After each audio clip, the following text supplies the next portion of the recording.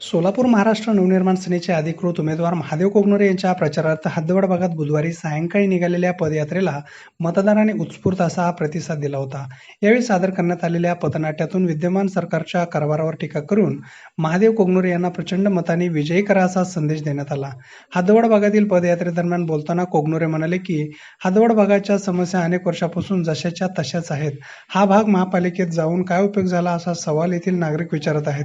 कोणत्याही सुविधा नसताना कर मात्र भरावा लागत आहे. या भागाचा सर्वांगीण विकास करायचा असेल तर नवनिर्माणाची गरज असून त्यासाठी यंदा महाराष्ट्र नवनिर्माण सेनेच्या पाठीशी उभे राहणार असल्याचे जनता सांगत आहे. त्यामुळे माझा विजय निश्चित आहे याची मला खात्री आहे.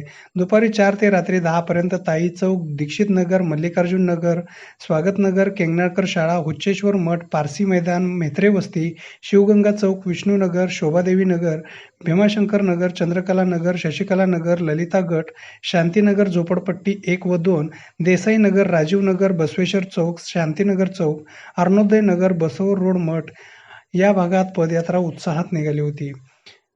यावेळी महिलांची देखील मोठ्या प्रमाणात संख्या असल्याचे पाहायला मिळत होते.